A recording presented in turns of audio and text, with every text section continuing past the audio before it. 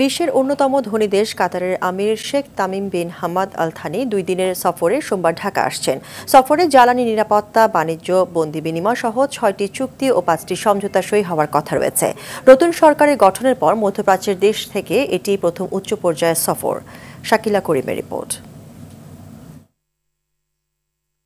বাংলাদেশের রাষ্ট্রপতি মোহাম্মদ শাহাবুদ্দিন ও প্রধানমন্ত্রী শেখ হাসিনার আমন্ত্রণে 2 দিনের সফরে ঢাকায় আসছেন কাতারের আমির Sheikh Tamim bin Hamad Al Thani. সোমবার বিকেলে হযরত শাহজালাল আন্তর্জাতিক বিমানবন্দরে কাতারের আমিরের অবতরণের কথা রয়েছে।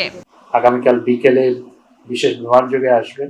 সফর নিয়ে সংবাদ সম্মেলনে পররাষ্ট্রমন্ত্রী বলেন, কাতারের সাথে 6টি চুক্তি ও 5টি সমঝোতা স্মারক সই হওয়ার কথা রয়েছে। চুক্তিগুলো হচ্ছে দ্বৈত কর পরিহার ও কর ফাঁকি সংক্রান্ত চুক্তি, আইনগত বিষয়ে সহযোগিতা সংক্রান্ত চুক্তি, সাগর পথে পরিবহন সংক্রান্ত চুক্তি, উভয় দেশের পারস্পরিক বিনিয়োগ উন্নয়ন ও সুরক্ষা সংক্রান্ত চুক্তি, দুদেশের মধ্যকার দণ্ডপ্রাপ্ত ব্যক্তিদের বদলি সংক্রান্ত চুক্তি, যৌথ ব্যবসা পরিষদ গঠন সংক্রান্ত চুক্তি এবং সমঝোতা স্মারক যেগুলো স্বাক্ষরিত হবে সেগুলো হচ্ছে শ্রমশক্তির বিষয়ে সমঝোতা স্মারক, বন্দর পরিচালনা সংক্রান্ত সমঝোতা স্মারক, উচ্চশিক্ষা ও বৈজ্ঞানিক গবেষণা সংক্রান্ত সমঝোতা স্মারক, যুব ক্রীড়া ক্ষেত্রে সহযোগিতা সংক্রান্ত সমঝোতা স্মারক, কূটনৈতিক প্রশিক্ষণের সহযোগিতা সংক্রান্ত সমঝোতা স্মারক।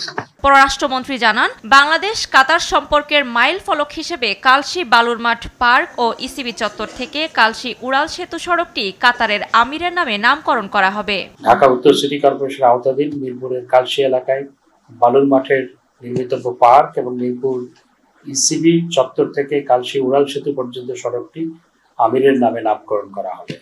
2 দিনের সফর শেষে 23শে এপ্রিল কাতারের আমিরের ঢাকা ত্যাগ করার কথা রয়েছে।